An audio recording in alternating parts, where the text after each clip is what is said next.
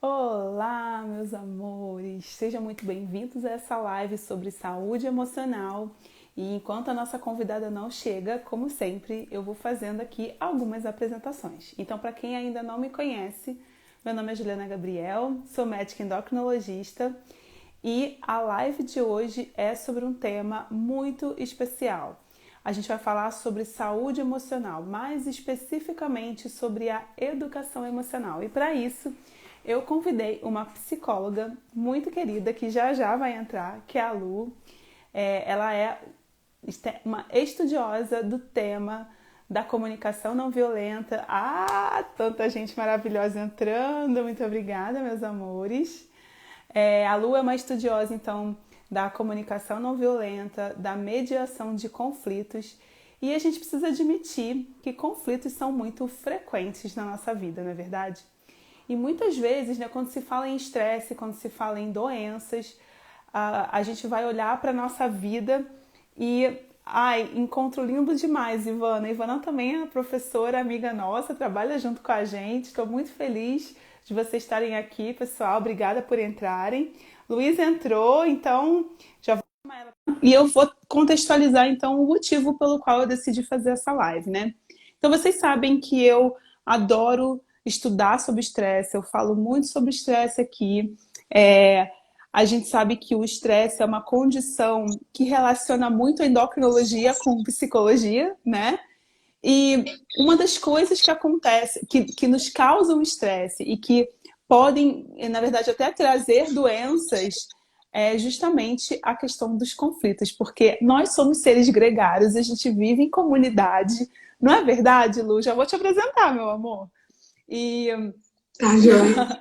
a gente vive em comunidade e problemas de relacionamento são o que a gente mais encontra como fatores relacionados a estresse, a infelicidade, enfim, desde o campo do trabalho, relacionamentos, até o seu vizinho, até, entendeu?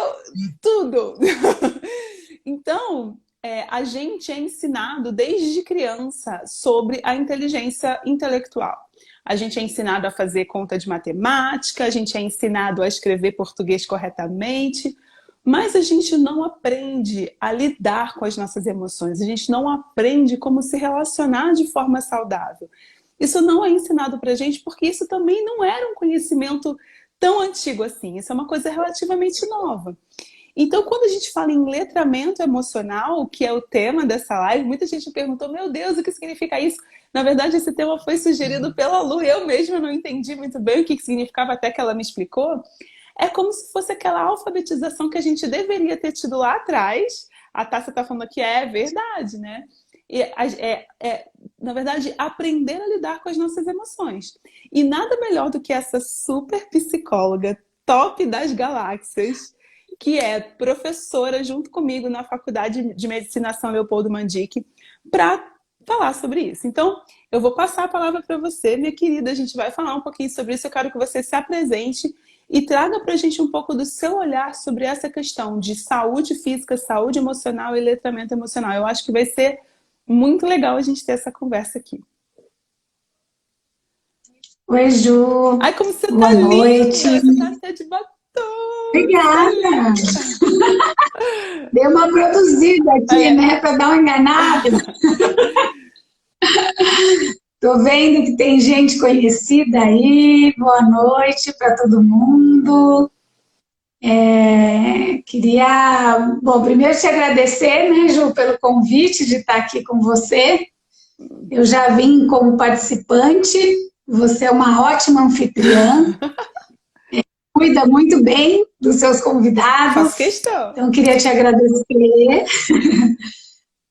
E por conta do tema também, né, Gil? Como você falou, a gente é estimulado, né, principalmente na questão cognitiva, de uma maneira muito sistemática, né, e ninguém questiona, né, que a gente precisa, por exemplo, opa, estou vendo alunos aí também, colegas de trabalho, e ninguém enfatiza a questão do letramento emocional, né, que é o nosso tema hoje. Eu vou falar sobre isso durante esse nosso encontro, Mas a questão do letramento, né, tem muito a ver com essa alfabetização emocional.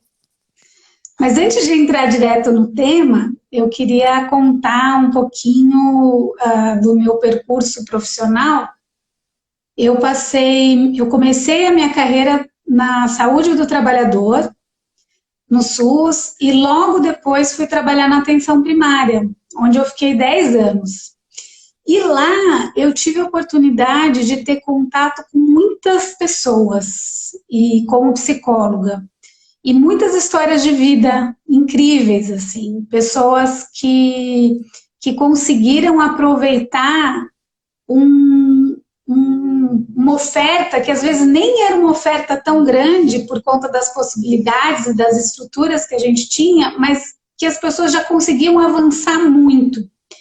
E isso me chamou a atenção e me chama a atenção até hoje, né? Hoje eu não estou mais trabalhando como psicóloga no SUS, na atenção primária, mas eu levo os alunos de medicina e já dei aula também sobre atenção primária na psicologia. Estou vendo que tem alunos meus dessa época.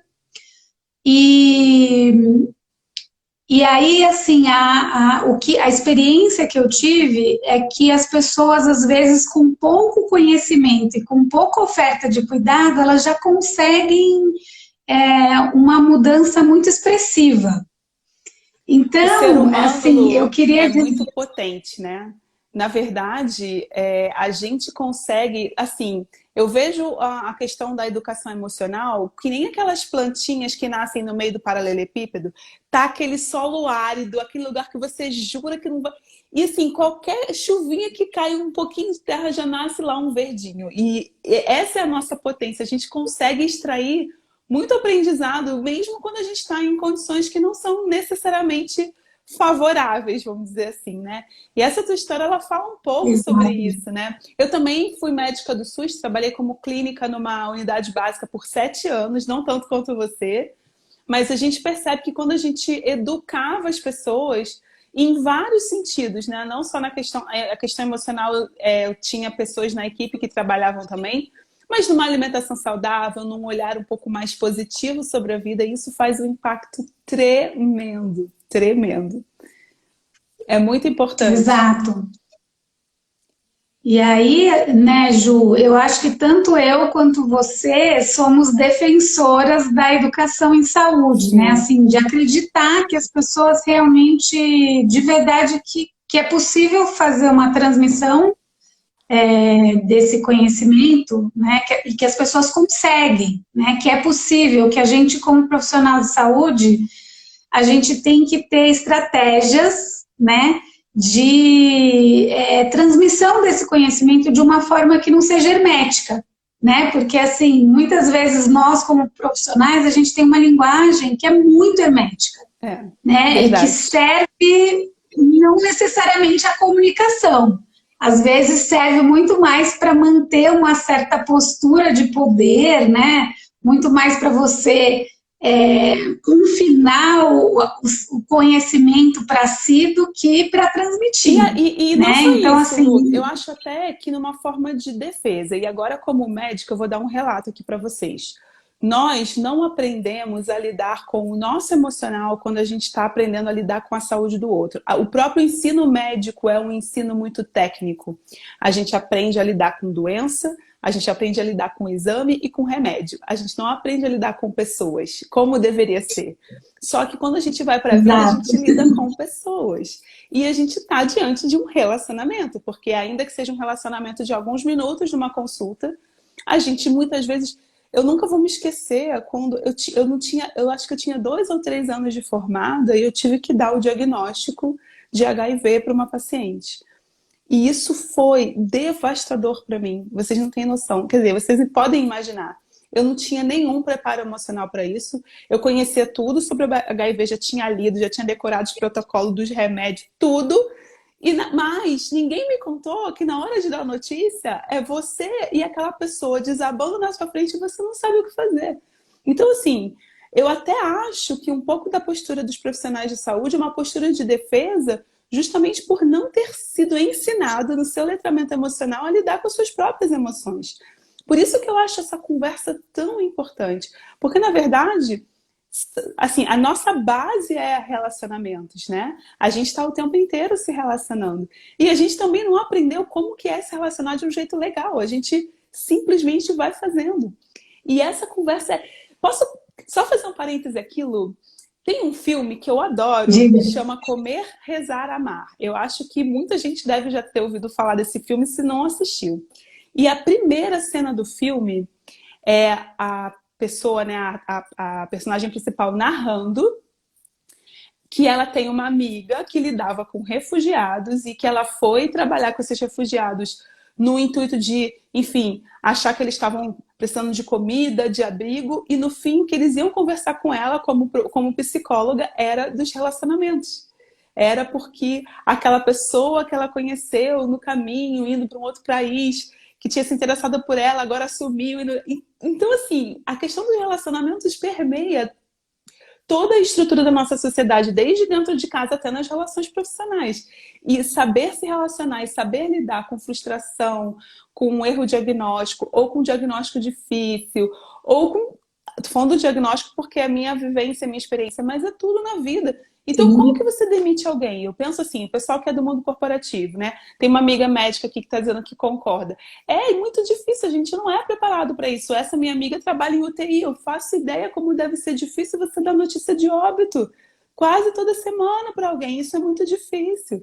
Então, assim, a gente consegue, com um pouco de conhecimento, já se respaldar e uma frase, uma palavra que eu aprendi com você, Lu, se instrumentalizar, veja se eu falei certo, para lidar com essas situações, né? Isso é muito importante. E às vezes é tão simples, é que nem você falou, com um pouquinho de recurso a gente consegue florescer, não é, minha querida? Então, vamos falar, né? Vamos falar exato. sobre isso, vamos falar sobre o tema. Conta para mim um pouco sobre essa questão da mediação de conflitos, aonde que você foi parar nesses estudos, como foi isso? Conta aí pra gente. Pois é. Isso foi. Eu fui estudar, na verdade, comunicação não violenta e, por uma coincidência, foi uma pessoa que eu conheci, sobrinha de uma amiga minha, e essa minha amiga falou: Nossa, minha sobrinha faz um trabalho super legal, ela fala sobre comunicação. E é uma, não é comunicação, por exemplo, do ponto de vista do jornalismo, enfim, mas é uma comunicação do ponto de vista dos recursos emocionais para comunicar, né? E comunicação nas relações humanas. E aí eu me interessei e resolvi fazer o curso. Eu não sabia nada, nem sabia se ia ser legal, se não ia e tal, e eu gostei muito. E aí isso foi me trazendo para um outro campo da psicologia, né? Eu venho da tradição da psicanálise na faculdade, que é onde eu ainda me inspiro muito, mas quando fui para a saúde coletiva, também a psicanálise não conseguia me responder algumas coisas, né? E aí depois caí nesse curso de comunicação não violenta e de lá caí num curso sobre mediação de conflitos, círculo de paz, conciliação e como cuidar de conversas difíceis. Então é um curso que ensina você a facilitar e mediar conversas difíceis. E aí quando eu estou falando conversas difíceis, são conversas difíceis do tipo problemas familiares, divórcios litigiosos, situações de homicídio, por exemplo, que você vai ajudar a mãe que perdeu o filho a falar, a conversar com o assassino do filho. Então, assim, são situações permeadas de um conteúdo psíquico muito forte, né? Mas, enfim, e aí, mas antes da gente, né, chegar nesse momento, a gente precisa aprender o beabá, né? Que tem a ver com esse título, né, do letramento emocional. Então, na verdade, esse termo, né, é uma analogia, né, à alfabetização, né, que a gente sempre cuida, que é esse processo de aprender a ler e escrever, né? E aí, quando a gente fala de letramento emocional, a gente está falando de você vamos aproveitar a analogia, né? Quando a gente vai aprender a ler, a escrever, a gente aprende primeiro as letras, depois a gente aprende a formar palavras, depois a gente vai aprendendo a formar frases e a gente vai aprendendo contextos e sentidos, né? Então, na questão emocional também é assim, né? A gente, qual que seria a primeira tarefa do letramento emocional? Seria a gente conseguir identificar as nossas emoções. E pode parecer simples, mas não é. É verdade. Aliás, no cotidiano isso é muito difícil. Na verdade, a minha experiência com observar minhas emoções veio quando eu comecei a fazer meditação, quando eu comecei a praticar a meditação. E é muito difícil a gente, muitas vezes, entender o que está por trás de uma ansiedade para comer, o que está por trás de uma explosão no trânsito. Então, às vezes, você acha que é a fechada que você levou, mas não é. Porque a gente leva a fechada todo dia e não é todo dia que a gente reage daquele jeito. Então, você realmente se observar e entender o que está por trás, o que está realmente na raiz daquela tua reação, pode parecer... É simples, mas não é tão fácil. Não é verdade, Lu? E isso requer um preparo e muitas vezes um apoio de pessoas, de profissionais para te ajudar nesse processo, né? Sim. E uma das coisas que eu vou falar é sobre a questão dos sentimentos como mensageiro. Eu ia falar no final, mas vou aproveitar o gancho agora que você falou, porque assim, os sentimentos, né, a comunicação não violenta, ela vai falar muito que o sentimento, na verdade, ele é um mensageiro de alguma necessidade humana universal que não está sendo atendida ou que está sendo atendida. Então, por exemplo,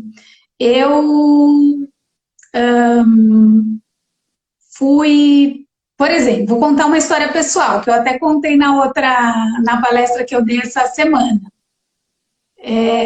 Eu recebi um convite para participar de um projeto, que era um projeto que eu tinha muita vontade de participar. E eu já tinha vontade de participar há algum tempo. Então, assim, era uma coisa ótima, né? Uma coisa boa. Então, olha que maravilha. Recebi o convite, está tudo certo, maravilhoso. Só que não. Porque o que aconteceu? Quando me fizeram o convite, e eu acho que de fato teve uma certa inabilidade da pessoa que me convidou, porque uma pessoa, enfim, acho que nem era maldade nada, mas era até um pouco de inocência, né? Essa pessoa chegou para mim e falou assim, então, a gente tinha convidado um outro professor, mas como ele não pôde, a gente vai convidar você. E naquela hora, eu não consegui cuidar do que eu estava sentindo, né? De como aquilo me tocou, porque eu fiquei muito chateada. E eu fiquei tão chateada a ponto de negar. Então, eu abri mão do projeto, disse que não ia e neguei. E depois é que eu fui... Então, eu tive que ter um certo distanciamento para depois pensar, mas espera um pouquinho, né? Era uma coisa que você já queria faz tempo, é uma coisa que tem a ver com você, que não é porque teve um início, de repente, meio conturbado, né? Então, tudo bem, se você está triste, você está chateada, você está magoada, mas aí o que tem por trás desse sentimento? Né? Que eu fui entender depois, conversando comigo mesma, né? Na verdade, o que me tocou? É porque, em vez de eu enxergar o convite, eu enxerguei que eu fui a segunda, eu enxerguei que eu fui preterida, né? Então, você tem uma necessidade, por exemplo, eu tenho uma necessidade de reconhecimento profissional. E é uma necessidade muito forte que eu tenho. E aí, quando esse convite vem dessa forma, eu me senti agredida justamente nessa necessidade. Só que eu demorei um tempo para entender isso. Não levou tanto tempo, mas não foi tempo o suficiente de dizer que eu queria. E aí eu já tinha perdido. a oportunidade, né? Então, assim, nesse cotidiano, muitas vezes, o fato da gente não conseguir reconhecer a emoção, reconhecer outras possibilidades, reconhecer o contexto e conseguir tomar uma decisão baseada num amadurecimento emocional, aí já foi, Gente, posso fazer um né? parêntese? Quem aqui se identificou com essa história? Levanta a mão aí pra mim, amores. Eu tenho certeza que Faz sentido, gente, para faz vocês? sentido. Né? Diz aí pra mim se vocês estão se identificando também. A Má tá falando aqui que é um trabalho diário buscar a evolução do autoconhecimento. É exatamente isso, ó. Marina também levantando a mão. A Fran também, ó. Porque às vezes parece muito A óbvio, Ju né? também. Que você sabe o que você está sentindo, mas não é. Às vezes é muito É confuso, confuso. né? Você tem uma emoção inicial e você não consegue muito gerenciar. Eu não gosto muito desse termo, mas se usa muito esse termo, né? De se gerenciar as emoções. Eu acho que é um termo muito do mundo corporativo, né? Mas de lidar aí com as emoções de alguma forma que te favoreça, né? E não que você vá lidar com mais frustração E ainda, aí eu né? acho interessante a gente falar uma coisa que, assim, pra mim, um dos motivos que mais me tocou pra fazer essa live, inclusive convidar a Lu, ó, um monte de gente falando aqui, tá todo mundo, tamo junto, gente, ó, também já passei por isso. Quase diariamente. Mas assim, a gente Aê, Fran. vem de uma Muitas conversas com a Fran. a gente, não, tá todo mundo aqui super se identificando. E assim, a Na mesma. gente, na verdade, vem de uma cultura onde ser emocional é ser fraco. E isso é uma coisa que eu venho estudado muito sobre isso, principalmente, eu acho que para homens e mulheres, mas isso é um olhar um pouco machista, se a gente for parar para pensar, porque o homem sofre mais, ele não pode expressar emoções, porque o homem que expressa emoção é fraco. E a mulher, quando expressa muito sua emoção, ela é histérica. E aí a gente vem de uma cultura que supervaloriza o intelectual, e aí a gente não pode falar sobre emoções, a gente não pode nem demonstrar, a gente tem que abafar como se isso fosse possível. Isso não é possível, porque nós somos seres emocionais. E as nossas reações emocionais, elas são mais primitivas, inclusive, do que a própria cognição, o próprio raciocínio. Então, você querer suprimir a emoção é você pedir para ficar doente, não é verdade, Lu? E é aí quebrar, não é? Perfeito. E quebrar essa cultura de que até um preconceito com a área da psicologia, né, Lu? Eu acho que você já deve ter passado sobre isso. Ah, psicólogo é para quem não trabalha, quem tem pobre não tem tempo de ter depressão. Eu já ouvi tanto essas crenças limitantes, entendeu? Ou então, assim, vai arrumar um É tanque vai arrumar frescura. um tanque de roupa suja para Isso. lavar. Eu tenho horror dessas coisas. Então eu converso com um amigo mesmo, imagina, Imagina. né? E assim, como que a gente vai aprender a fazer, a lidar com as emoções se a gente nem fala sobre elas? Não é muito louco isso, gente? Então, assim, eu acho que o primeiro passo é você reconhecer, como a Lu tá falando pra gente. Mas eu acredito que conversar sobre elas também é um passo, você não acha, Lu? Isso seria o segundo passo? Eu tô tentando me adiantar aqui, ó. Não, não tem problema. Já saímos da ordem, mas não tem problema nenhum. Eu fiquei pensando aqui, né, Ju? A gente, desde pequena, como a gente fala de alfabetização na infância, né? Então, vamos falar da alfabetização emocional na infância, né? Desde o começo, desde muito pequenos, né? Você, sei lá, você vai para o parquinho com seu filho, ele tem 2, 3 anos, né? Então ele está aprendendo, né? Está experimentando, ele nem sabe nomear o que ele sente, né? E aí, sei lá, foi lá uma outra criança e pegou o brinquedo do seu filho. E seu filho fica bravo, fica com raiva, né? E é natural que ele fique com raiva, né? É algo que é esperado, que é saudável, significa que ele está vivo, né? Ele tinha uma coisa que era dele, que de repente alguém pegou abruptamente.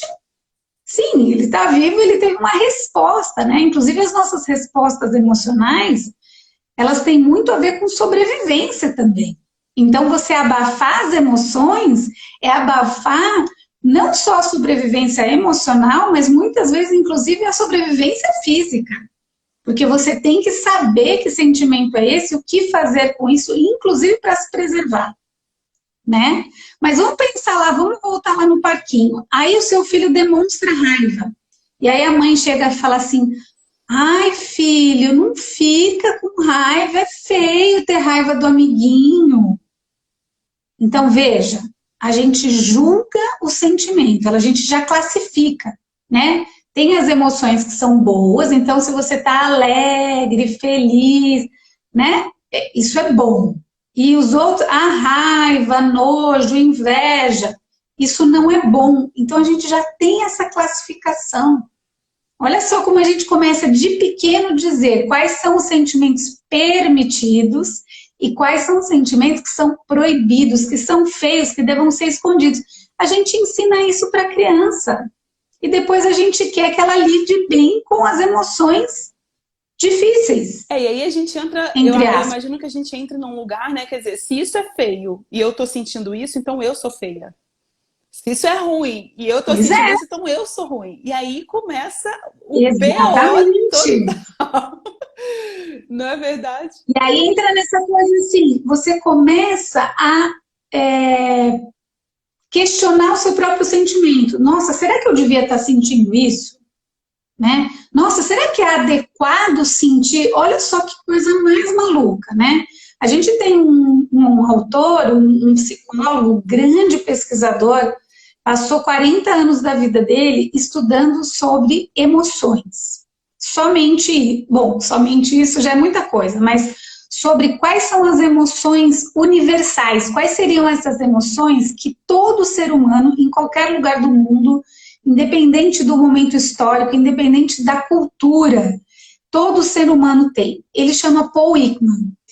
Em 2014, ele fez uma pesquisa gigantesca com mais de 200 cientistas para poder estudar isso no mundo inteiro, de forma a garantir que isso fosse universal, né? E aí ele chega a algumas emoções básicas e universais, independentemente da cultura, que acontecem independentemente da cultura, né? Que a gente experiencia independentemente da cultura. E aí ele fala de raiva, alegria, nojo, medo, tristeza. Então, essas são emoções que elas são, e aí tem uma diferença entre emoção e sentimento, né? A emoção é uma resposta cerebral que produz alteração corporal. Então, você tem mudanças bioquímicas, seu coração acelera, você fica preparado para a luta, sua pressão aumenta. Então, né, não é algo que você pode controlar. Não é algo que você fala assim, não, é feio sentir raiva. Se você tentar fazer isso, você vai contra a própria natureza humana. E isso tem um custo, porque essa energia ela vai ter que sair para algum lugar, de alguma forma. E se ela não sair, ela vai virar um problema interno. Ela pode criar uma doença, né, psíquica ou mesmo física. Vou aproveitar. Então, olha só a gravidade. Aqui. A Marília, amiga minha, colocou aqui: do poema de Clarice Lispector, até cortar os próprios defeitos pode ser perigoso. A gente está muito poética hoje, mas é exatamente isso, né, Lu? Ô Lu, deixa eu te fazer uma pergunta. Porque os seus próprios defeitos fazem parte da sua estrutura. Se você tirar coisas que são estruturais, não estou dizendo que a gente não pode trabalhar algumas coisas e que a gente deva trabalhar. Mas uma coisa é eu querer extirpar algo, né, que faz parte, é como uma casa. Você vai lá e tira o alicerce e você vai conseguir desmoronar a casa. A gente começa a ter uma cisão interna, né? A gente começa a negar partes que são nossas e aí começa a dar muito problema.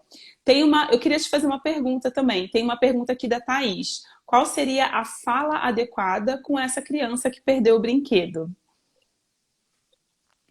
Ótimo. Então, a fala adequada é você conseguir ensiná-la, né? Se ela é muito pequena, você vai nomear. Filho, você tá com raiva, né? Olha, seu coleguinha tirou o seu brinquedo, ou fulano tirou o seu brinquedo e você está com raiva. Então, quando a criança é muito pequena, ela não tem esse repertório ainda. Então, você vai dizer, a função da mãe é repertoriar em termos de nome. Isto é raiva.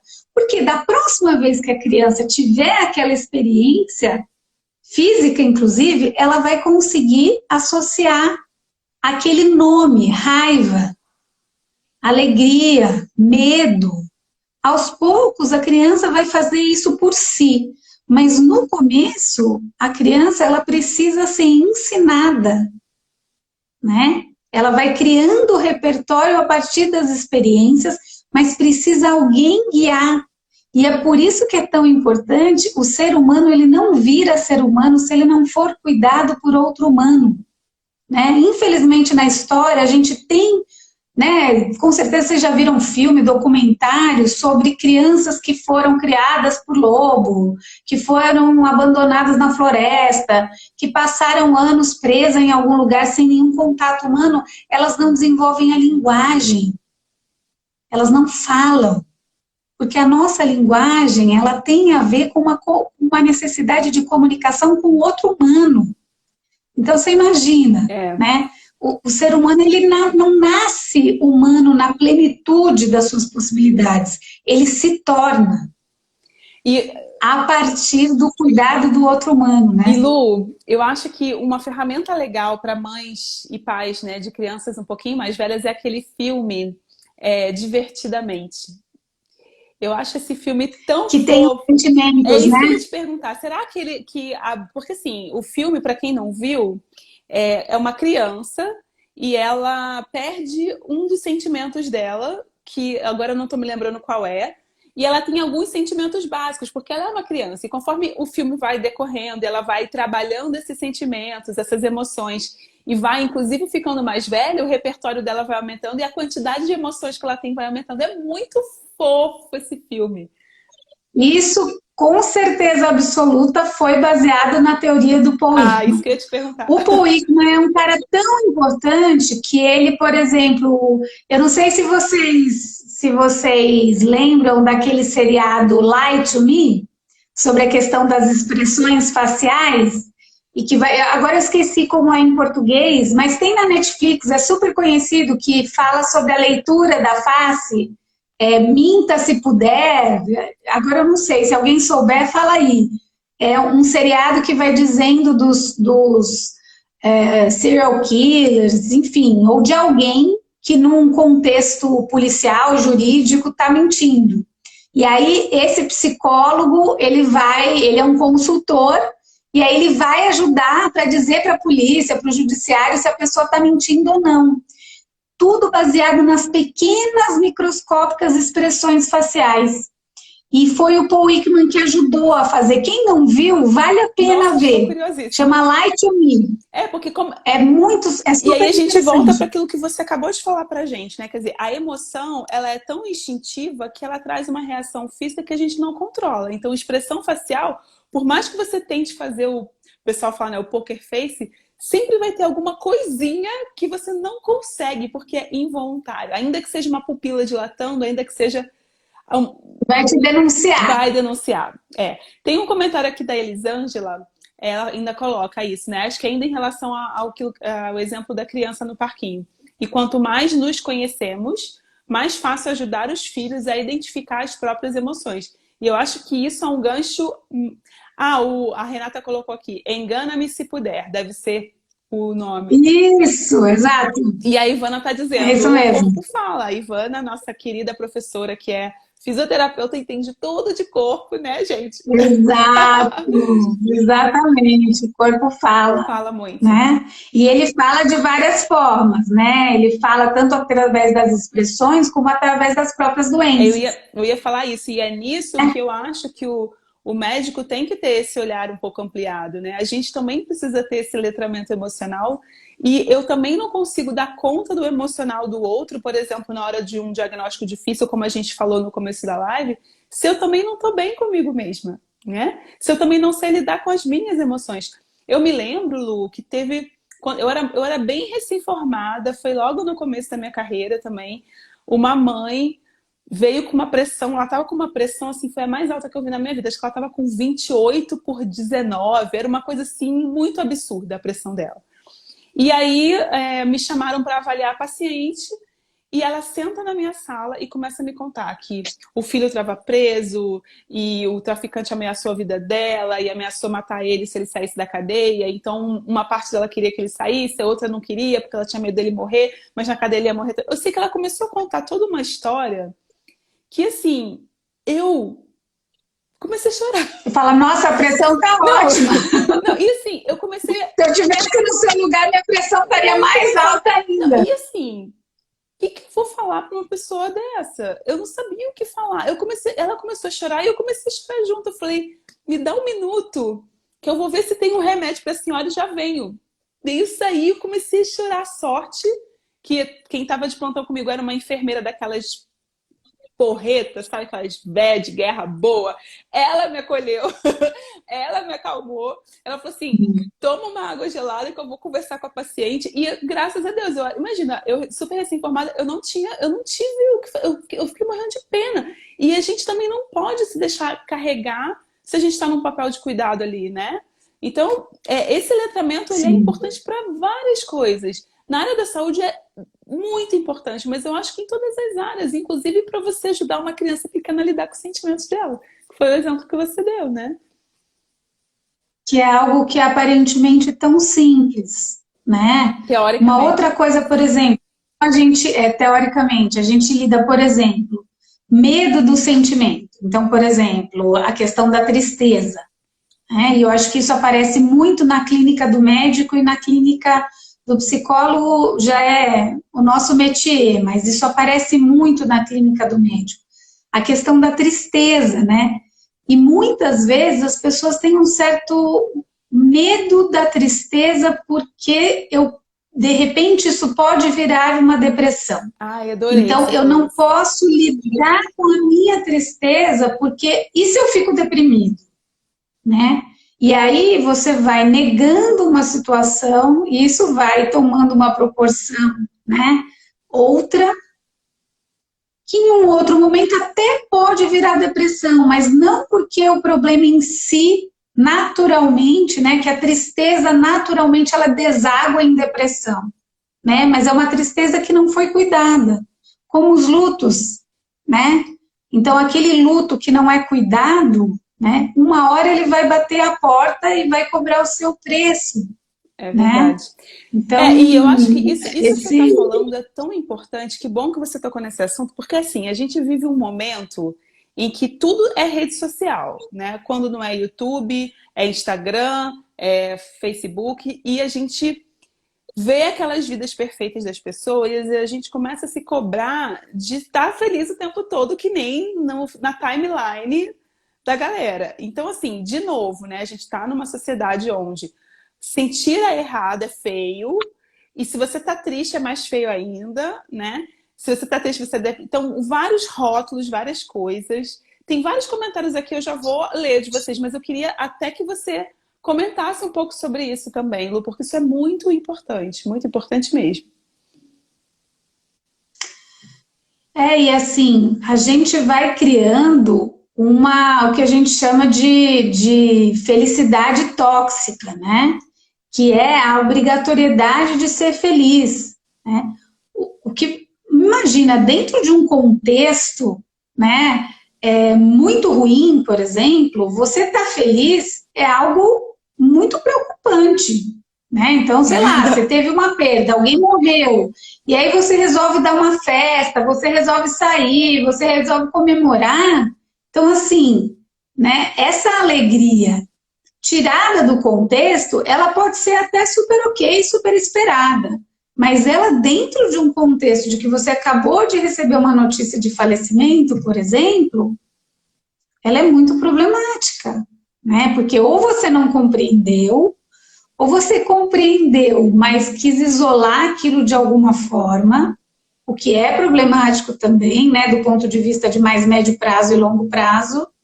Então, assim, existem algumas cisões, né, que a pessoa faz com a realidade, né, que vai te levando a pessoa para caminhos paralelos, né, na vida, assim, não, eu não lido com isso, eu não cuido disso, então eu vivo como se isso não tivesse acontecendo, mas está, né, e aí uma hora isso vai bater. Então, essa questão da felicidade eterna, né, é uma coisa que a gente precisa cuidar muito, porque as pessoas se sentem muito mal de não se encaixar. E uma das necessidades humanas que a gente tem, uma das necessidades humanas universais, é pertencimento. Então, se está todo mundo muito feliz, eu quero pertencer a esse grupo da felicidade. Se eu não pertenço, não é só pela felicidade em si, é por pertencer. Como é que está todo mundo naquele barco e eu estou ali num botezinho, está todo mundo no navio, ali eu estou no botezinho. Mesmo que eu não queira estar no navio. Eu gosto do meu botezinho, mas está todo mundo ali no navio, então eu quero pertencer, né? Eu quero estar naquele Instagram, eu quero fazer aquela viagem, eu quero que o meu casamento seja aquele, né, fantasioso. O corpo e Então tudo. é difícil. E assim, a Má, essa minha amiga que está aqui assistindo a live, aliás, Má, te amo. Muito obrigada por todos os depoimentos que você está colocando aqui pra gente. Ela colocou uma questão muito importante, que é, até a Elisângela também falou, que é muito importante que os profissionais de saúde se cuidem da sua própria saúde emocional, né? Não só médico, mas eu acho que enfermeiros, fisioterapeutas, principalmente quem trabalha com paciente crítico e grave. A Má colocou essa questão da... a gente começou falando sobre o quanto que a inteligência cognitiva, né, a inteligência racional, ela é supervalorizada, e também essa questão do produzir. E ela colocou aqui, quantas vezes, quando eu não me sinto uma máquina, eu me percebo ficando chateada, quando na verdade a gente não é máquina. A gente não pode trabalhar sem parar, a gente não pode simplesmente passar por cima. E assim, gente, eu não sei vocês, mas eu não trabalho mais em emergência, mas quando eu trabalhava em emergência, depois de uma parada cardíaca, eu não dava conta de sentar a bunda e continuar atendendo o resfriado. Eu precisava de um tempo para metabolizar, aquilo é muito pesado. E a gente simplesmente...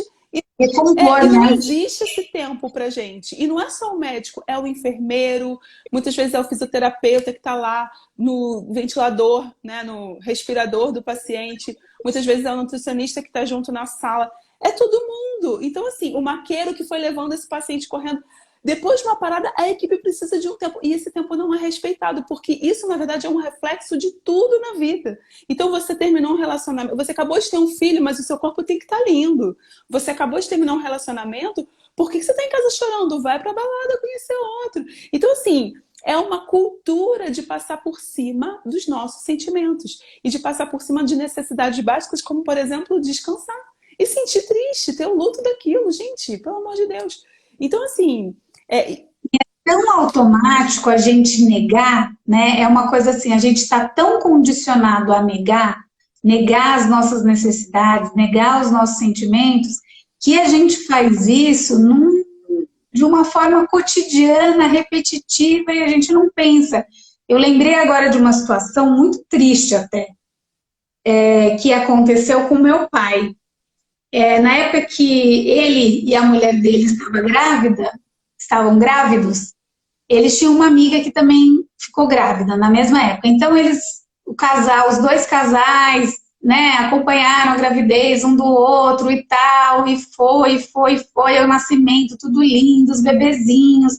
Era bem na mesma época, os bebezinhos, todos lindinhos e tal. E o bebê dessa amiga dele faleceu de morte súbita. Ai. Então, aquela coisa assim, né? Sem explicação, sem um porquê, súbito, enfim. Um bebê que estava ótimo, maravilhoso e de repente morre. Bom, meu pai foi no enterro. Sabe o que ele falou para essa mãe? Veja que trágico a situação. Ainda bem que ela não estava nem escutando, porque ela estava tão fora. Ele chegou para ela e falou assim, não há de ser nada.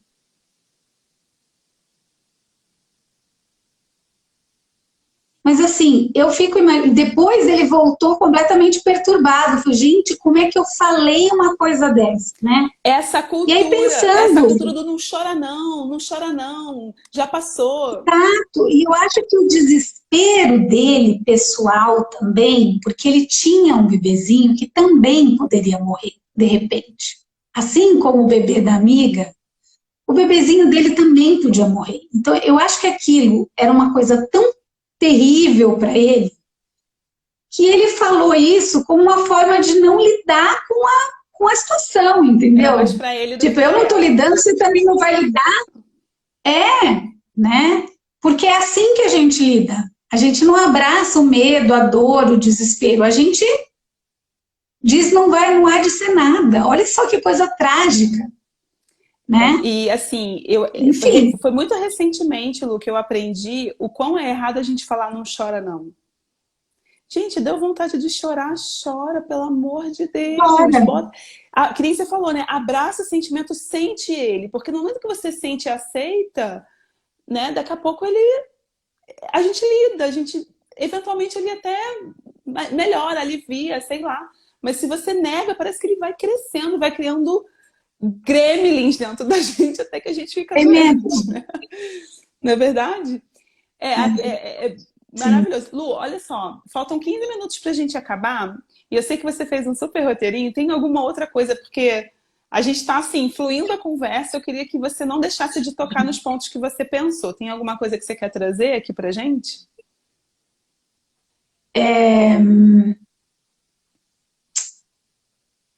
Eu acho que assim, Ju, coisas importantes, né, em relação a esse letramento emocional. Acho que primeiro é a gente conseguir reconhecer os sentimentos, né?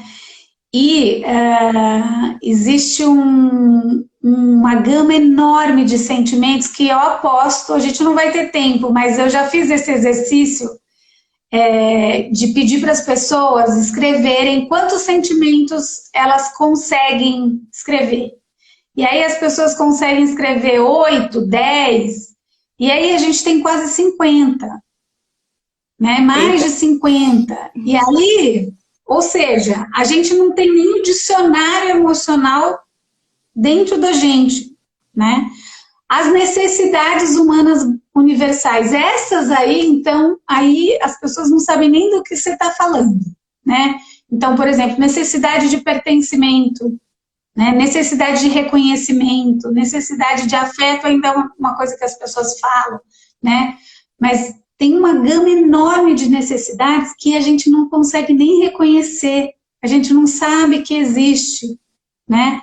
Ou a gente sabe só a partir do momento em que alguém nomeia. Eu acho que eu estou triste porque essa necessidade não foi atendida. Eu trabalho com um jogo que é muito bacana, que chama Grok. Ele trabalha com a lista de emoções, de sentimentos e a lista de necessidades humanas. E aí eu trabalho da seguinte forma: a pessoa traz uma situação que ela está vivendo e que ela está se sentindo confusa em relação àquela situação. Às vezes ela precisa tomar alguma decisão, enfim, ou algum relacionamento, alguma briga que ela teve, alguma situação que para ela não está muito legal. E aí são cartas. E aí você vai apresentando para a pessoa os sentimentos. E pede para ela quais sentimentos estão. Se você perguntar para ela não vai saber dizer. Ela sabe dizer um, dois, e às vezes não é exatamente aquele sentimento. E aí você vai apresentando as cartas. São várias, várias, várias. E aí a pessoa vai falando, é isso que eu estou sentindo. Olha que louco.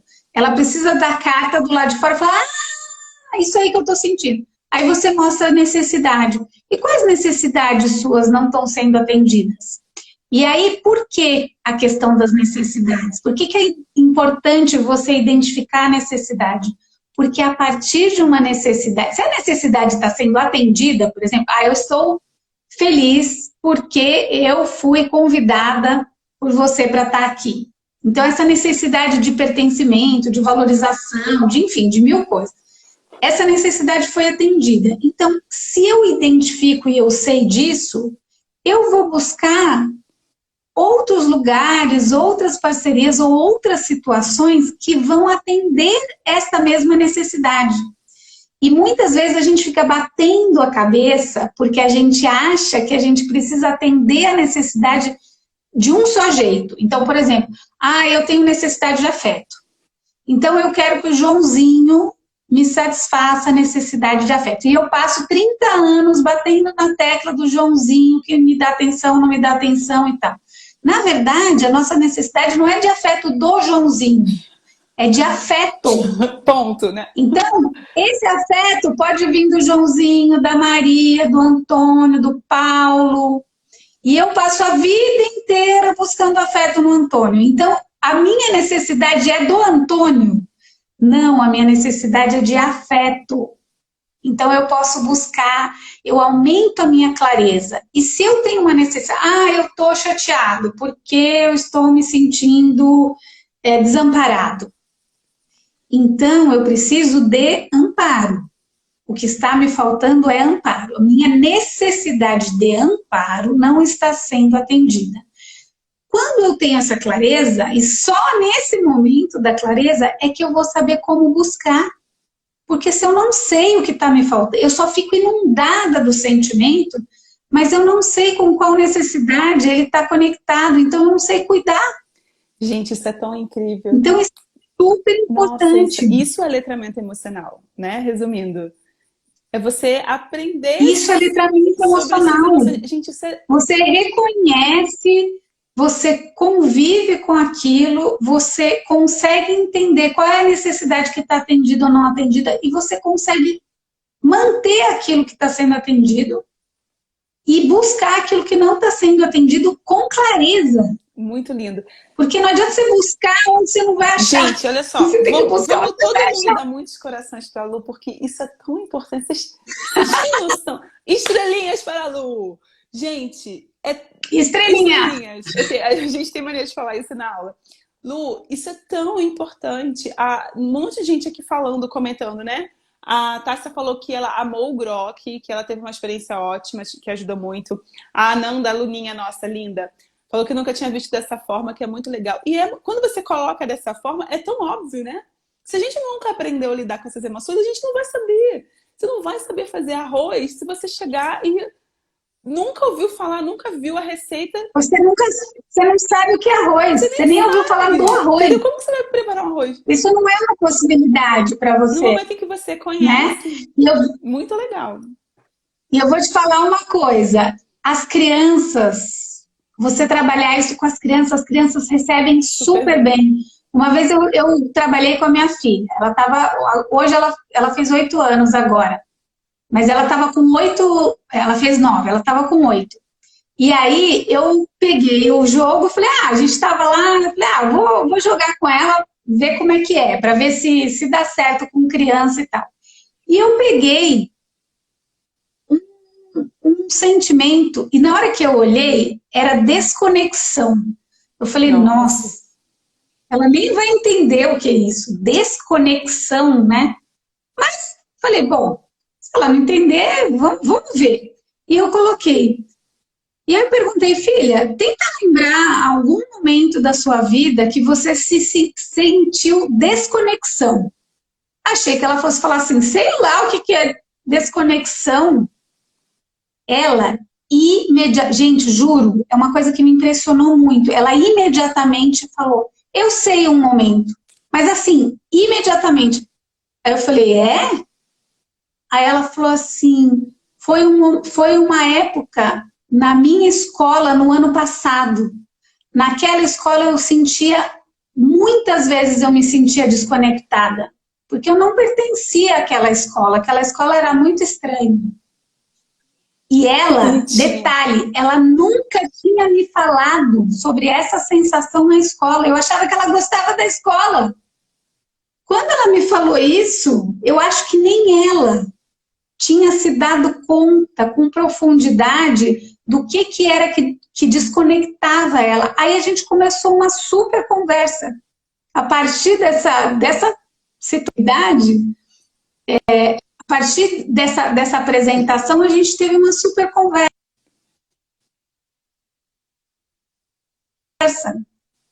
Então, veja, e aí, uma coisa... E aí a gente vai entrar numa fala que eu sempre tenho, né? Quer dizer, eu acho que a geração de criança, que é criança hoje, eles estão tendo muito mais contato com falar sobre emoções, com abertura, com aceitação, com, enfim, diferenças. E eu tenho certeza que eles vão ser adultos muito mais saudáveis do que nós somos, porque a gente ainda vem de uma geração onde criança não ouvia conversa de adulto e tudo era pudor, né? Então, a gente tem que correr atrás do nosso, mas a gente também pode cuidar para que as crianças não precisem chegar onde a gente chegou. Isso é muito legal, né? A Thaís colocou, essa é a E elas mágica. são muito plásticas, elas aprendem muito mais rápido que a gente. Fica Nossa, é uma delícia. duro, né? Demora a mudar, as crianças são super flexíveis e vão que vão. Lu, faltam 5... E por isso que a gente tem que começar isso cedo. Mas se também não começou, não tem problema. Começa agora, começa de onde você está. Aquela frase da Maya Angelou, o melhor lugar para você começar alguma coisa é onde você está hoje. Tá tudo certo. Não é verdade, Lu? É um jeito mais generoso de pensar, né, Ju? Ó, temos mais 5 minutos. Eu não quero correr o risco de passar do tempo e perder a gravação, porque eu acho que essa live tá muito especial. Tem muito conteúdo maravilhoso que você trouxe pra gente. E eu quero deixar ela gravada para quem não pôde assistir ou não pôde assistir por inteiro, poder ter a oportunidade de assistir depois. Então, eu quero que você traga uma fala final pra gente concluir esse assunto e até deixar aí aberto para novas possibilidades. De repente, talvez uma live sobre comunicação não violenta. Eu acho que vai ser legal mais pra frente, né? Pessoal, se vocês quiserem deixar dicas. Mas, Lu, faz a sua fala final, para depois a gente encerrar aqui. Tá joia. Eu acho que a gente precisa começar a compreender e aceitar, né, que o ser humano é também emocional. Essa máxima do penso, logo existo, a gente pode trocar por sinto, logo existo também. Né? Não é uma briga, né? A gente está acostumado numa cultura de certo ou errado, sim ou não, né? E muito mais de um ou outro do que de complementaridade. Só que a razão, ela está sendo sistematicamente cultivada nos últimos séculos. Então, por isso a importância da gente falar tanto das questões emocionais nesse momento. Não é a questão emocional em detrimento da razão. É a gente colocar luz às questões relacionadas à experiência emocional, porque isso é voltar a falar do ser humano, das nossas essências, né? Inclusive da nossa sobrevivência, né? Muitas vezes a gente fala muito da sobrevivência física, mas a gente não fala da sobrevivência psíquica. E tem muitas pessoas mortas psiquicamente, né? Que simplesmente vão sobrevivendo. Então, assim, como que a gente coloca a luz e como que, principalmente, a gente precisa cuidar cotidianamente. Eu sempre falo que é a mesma coisa que escovar o dente. Se a gente escova o dente 3 vezes por dia, a gente toma todo esse tempo da vida para cuidar desse pedacinho aqui, né? Se eu perguntar aqui o que cada um que está aqui nesse grupo faz 3 vezes por dia para cuidar da sua saúde emocional, eu duvido que nós vamos ter muitas respostas. 3 vezes por dia. Então, a minha fala é o seguinte, gente. O meu desafio é: cuidem 3 vezes por dia da saúde emocional de vocês. Se a gente conseguir fazer isso, tá bom demais. Ou sozinhos, ou com ajuda profissional, ou com ajuda de amigos. Se a gente conseguir cuidar diariamente, cotidianamente, a gente tá ótimo. E, amores, só de vocês estarem aqui na live, isso já foi um momento de autocuidado emocional. Vocês estão de parabéns. Uhul! Gente, falta 1 minuto. Ó, o pessoal adorou o desafio, muita gente colocando. Gente, eu preciso encerrar, porque senão eu vou perder a live. Lu, minha querida, muito obrigada pela tua disponibilidade, por esse carinho, essa generosidade de trazer tanto conteúdo maravilhoso pra gente. Pessoal que esteve aqui com a gente, muito obrigada pela participação, por todos os comentários. Foi maravilhoso estar aqui com vocês. Deixa sugestões, manda essa live para outras pessoas, compartilha, curte, comenta, pra gente fazer outras, tá bom, meus amores?